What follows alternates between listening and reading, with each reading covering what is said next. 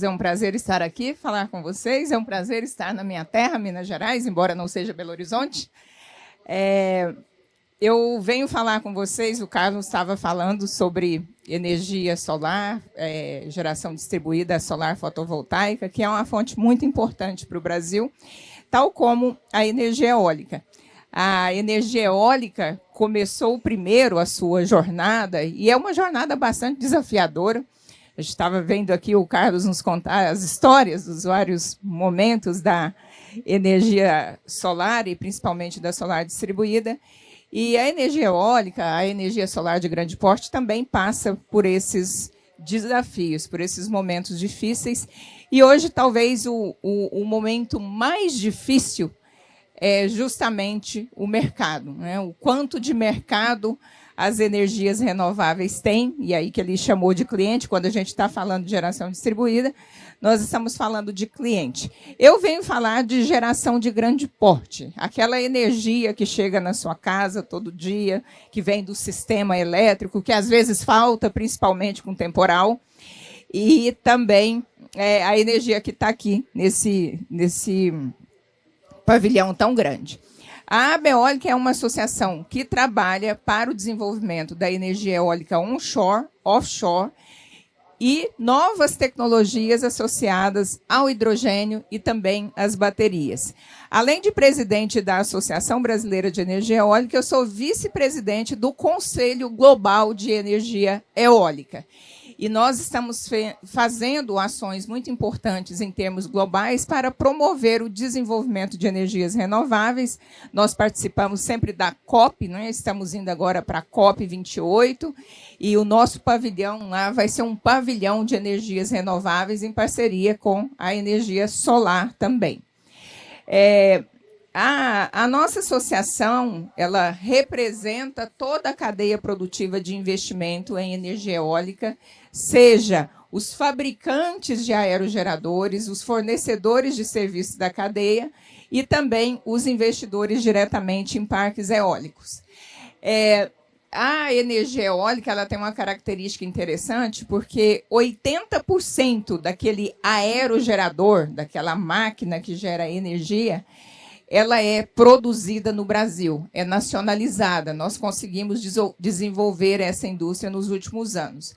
A energia eólica começou no Brasil por volta de 2006, mas ela cresceu mais fortemente nos últimos 10 anos. Então, esses são os nossos associados, e nós temos todas as empresas, inclusive a CEMIG, que é, né, a concessionária e geradora do estado de Minas Gerais, é nossa associada. O nosso principal papel é prestar suporte a essas empresas, a esses investidores, para que a energia eólica cresça ainda mais no Brasil. E, é claro, a gente tem uma pauta muito forte de desenvolvimento de energia renovável. Por quê? A energia renovável é a solução para reduzir as mudanças climáticas. É a solução para fazer a transição energética. E agora, né, nesse período, no nosso verão brasileiro, a gente já está percebendo as consequências das mudanças climáticas. São Paulo, 2 vezes já que eu tentei aterrissar em São Paulo, tive que ir para outro lugar, porque não consegui, porque o horário do meu avião estava tendo uma tempestade. Essas 2 vezes foi no dia 4 e agora no último dia 15, a gente teve problemas, além de problemas de fornecimento de energia, e isso por causa de tempestade. E essas tempestades, essas contingências que acontecem, estão muito associadas às mudanças climáticas. Então, não existe um caminho que não seja o caminho de investir em fontes limpas e renováveis para a produção de energia. Por quê? A energia, o uso da energia, aí, de forma geral, não só a energia elétrica que a gente abastece as nossas casas, mas a energia para transporte, a energia para a indústria, para processos produtivos, e aí para transporte, no caso, o combustível, a gasolina, o óleo diesel.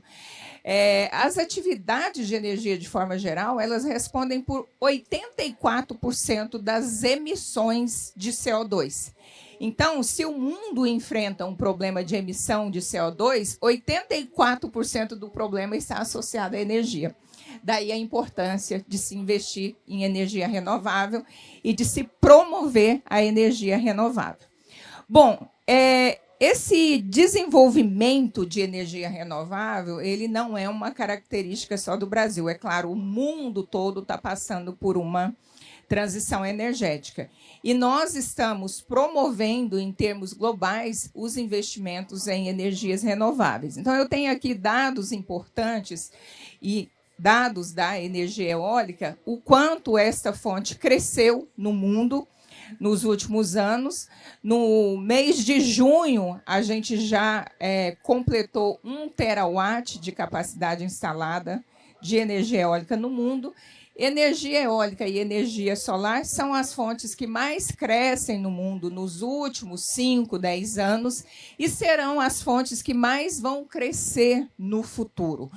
A resposta para a transição energética está necessariamente na energia eólica, na energia solar, na biomassa e na energia hidrelétrica existente. Por que na energia hidrelétrica existente? Porque o mundo já aproveitou, em grande parte, o seu potencial hidrelétrico, e o Brasil também. Então, a tendência do desenvolvimento de energia agora vai para a energia eólica e para a energia solar. Então, essa curva mostra o quanto nós crescemos.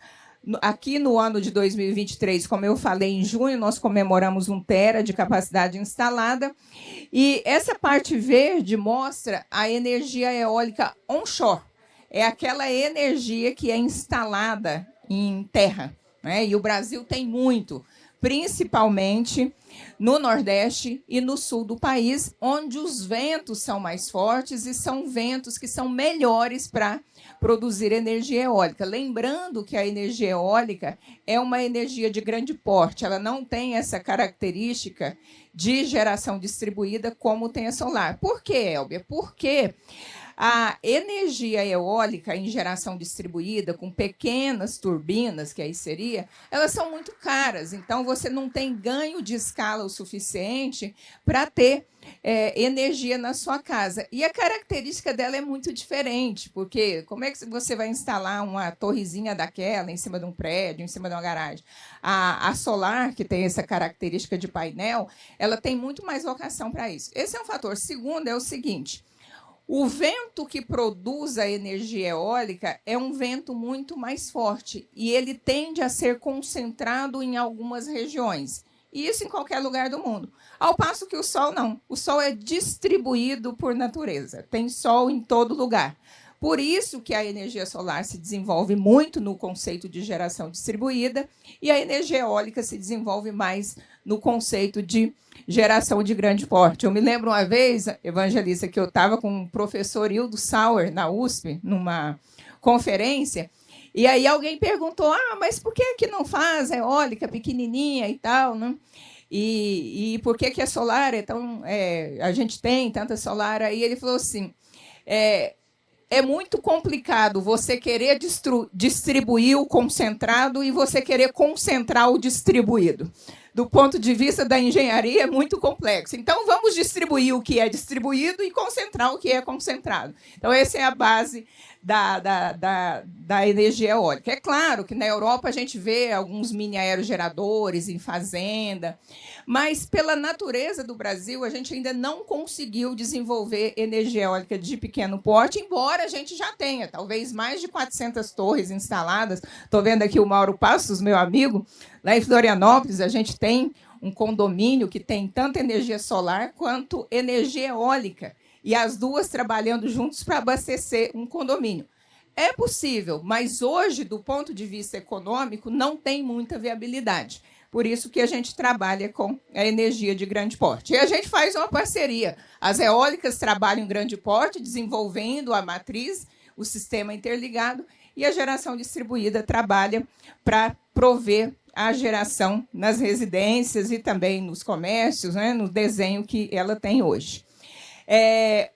O Brasil, e esse gráfico aqui ele é muito interessante, como eu falei, a eólica cresceu mais fortemente nos últimos 10 anos no Brasil. Então, Quando eu cheguei na Beólica, em 2011, a gente estou lá há 12 anos, o Brasil era a 15ª economia no mundo em capacidade instalada de energia eólica. E hoje nós já somos o 6º país do mundo em capacidade instalada. Nós devemos fechar o ano de 2023 com cerca de 31 gigawatts de capacidade instalada de energia eólica. Além disso, o Brasil é um dos maiores investidores. No ano passado, quando a gente fala de instalação de novos parques, a China foi o maior investidor, os Estados Unidos foi o segundo e o Brasil já foi o 3º país que mais investiu em energia eólica. Então, no cenário global, no cenário internacional, o Brasil é um player muito relevante para a energia eólica. Outro fator muito importante é a natureza do vento. O vento brasileiro é considerado um dos melhores ventos do mundo para a produção de energia eólica. E a gente percebe essa natureza do vento no conceito de fator de capacidade, que é quando você instala uma máquina, uma turbina, você tira a energia líquida ali daquela turbina. Então, você instala uma potência, vamos supor que você instala uma potência 100, e aí você tira daquela potência. A média mundial é em torno de 35%. O Brasil tem uma média superior a 50%. É por isso que o Brasil produz a energia eólica mais barata do mundo, porque o vento é fantástico e quando você coloca esse vento na turbina, você tem um resultado muito maior. Falando de Brasil, e eu já comentei com vocês, né, a energia eólica ela começou a ser desenvolvida mais fortemente a partir de 2006, que foi aqui no ano em que a gente regulamentou o Proinfa, que foi criado em 2002.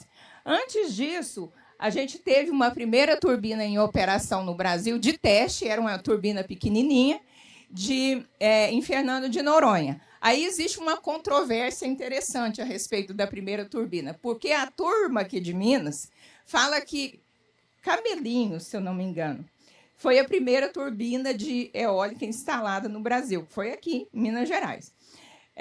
E aí fica essa discussão, né? Mas dos escritos, né? Porque isso já é história, né? Dos escritos, a primeira turbina foi instalada em Fernando de Noronha a título de teste, mas efetivamente, investimento em energia eólica, nós só fomos ter a partir de 2006. Por quê? Em 2002 foi criada uma lei, e nessa lei criou uma obrigatoriedade de se fazer energia eólica numa pequena proporção, na época só 1,3 gigawatts, era eólica, biomassa e PCH.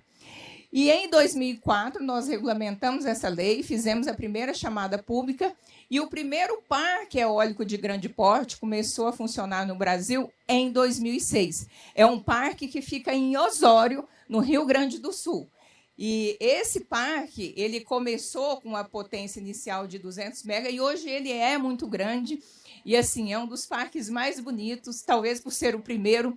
Eu tenho uma relação assim muito apaixonada com o parque, porque realmente é um parque muito lindo. E é talvez mais acessível para nós que ficamos aqui no Sudeste, Sul. Quando vocês forem a Porto Alegre, vocês podem pegar um carro, andar no máximo 30 quilômetros e chegar em Osório. É uma distância menor do que Confins. Né? Ontem eu estava vindo com o Paulo, ele é 35 quilômetros e ele é gaúcho. Eu falei, mais longe do que Osório. Então, assim, vale a pena conhecer esse parque. E os outros parques a gente desenvolve mais fortemente no Rio Grande do Sul. Desculpa, no Nordeste. Depois do Proinfa, um marco muito importante foi quando a energia eólica participou pela primeira vez dos leilões competitivos, e foi aqui, a partir de 2009, que a energia eólica começou a crescer com tanta velocidade. Em 2011, nós inauguramos os primeiros parques resultantes desse leilão, e a cada ano nós fomos fazendo leilão. Então, em 2011, quando eu cheguei na associação, a gente estava com 1 gigawatt de capacidade instalada, e, como eu mencionei para vocês, hoje a gente está com cerca de 30 gigawatts. E aí fomos passando por vários momentos importantes da energia eólica, E eu me lembro bem que em 2013, quando a AB Solar foi inaugurada, a Solar começou a trabalhar justamente para o desenvolvimento da fonte solar. Então, ela veio depois pelo desenvolvimento tecnológico, pelo custo, e em 2015 foi o primeiro leilão de energia solar. Então, a partir dali, a eólica e a solar começaram a crescer mais fortemente e determinar a matriz elétrica brasileira, que antes a matriz do Brasil era basicamente hidrelétrica e térmica. E hoje a gente tem uma matriz muito diversificada.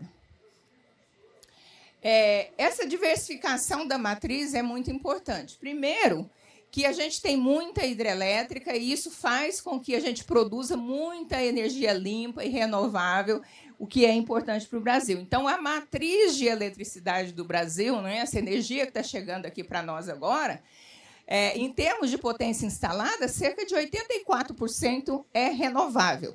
E a hidrelétrica é a principal. Depois, em grande porte, a gente tem a energia eólica e a gente tem outras fontes, como biomassa. A energia solar ela acabou de completar 35 gigawatts. Cerca de 10 gigawatts vem de fonte centralizada, então da solar de grande porte, e cerca de 25 gigawatts de geração distribuída. Então, essas duas fontes elas são determinantes para a matriz elétrica brasileira.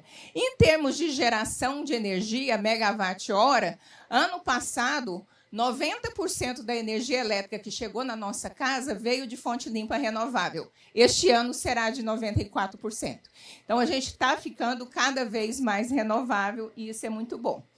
E aí, como eu falei lá atrás, né, a nossa matriz energética, que envolve o uso de outras fontes, e principalmente de moléculas para transporte, processos industriais, a nossa matriz energética é ainda muito renovável em comparação com o mundo, em comparação com os países da OCDE. A média mundial é em torno de 15% de renovável na matriz energética. O Brasil tem 47%. Só que, quando a gente está falando de transição energética e alcançar as metas do Acordo de Paris, em 2050 a gente tem que ter emissão de CO2 líquida igual a zero. A gente tem muito o que fazer aqui nessa matriz. Embora, quando a gente parte nessa corrida, a gente parte numa posição muito mais vantajosa. E quem vai resolver isso aqui, né? Como é que o Brasil vai poder ficar mais renovável? Ele vai poder ficar mais renovável com carros elétricos, com processos industriais que vai usar mais energia elétrica. Se o sujeito liga direto na rede hoje, 90% do processo produtivo dele vai ser renovável.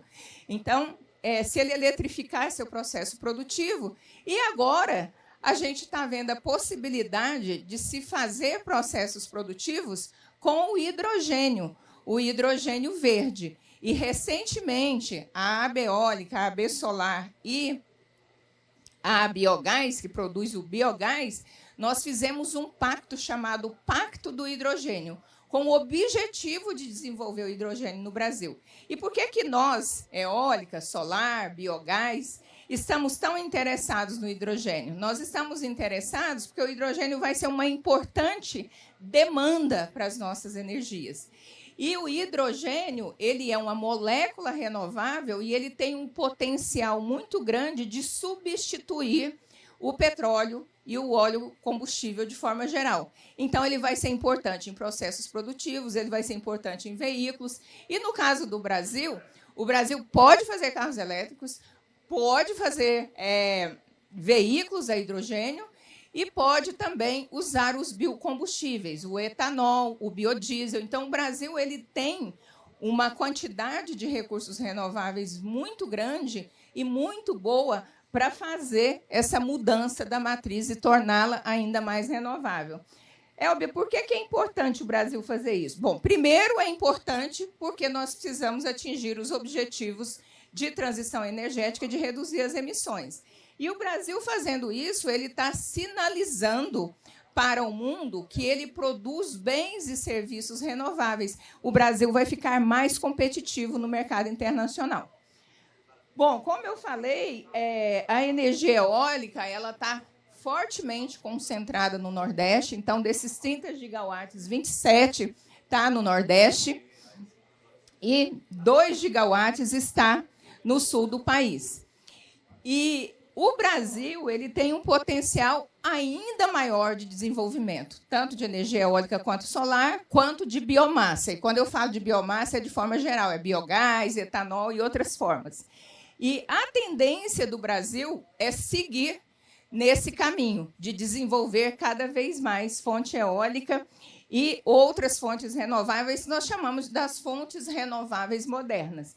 E essa é a trajetória do Brasil. Então, quando a gente olha os investimentos, dos contratos que a gente já tem assinados hoje, a gente vai chegar em 2029 com mais de 50 gigawatts de capacidade instalada. Mas a tendência é que esse número seja maior, porque todos nós temos uma perspectiva de crescimento da economia brasileira. A gente já está vendo uma retomada do PIB.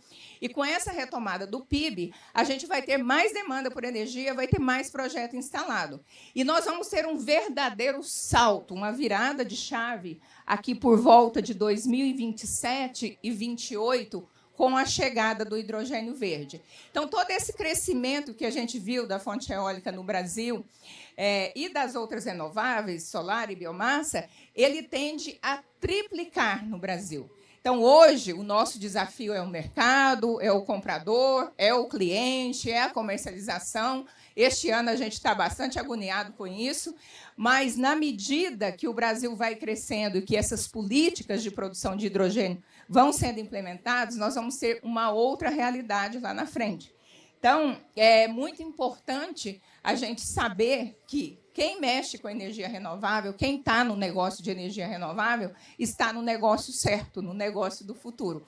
O nosso papel é muito importante para o planeta, é muito importante para a sociedade, e o trabalho que nós estamos fazendo hoje vai trazer muitos benefícios para os nossos negócios, para os nossos investimentos, e muito benefício também para a sociedade e benefício para o planeta. Então, nós estamos no trabalho certo, fazendo a coisa certa e na hora certa. Muito obrigada.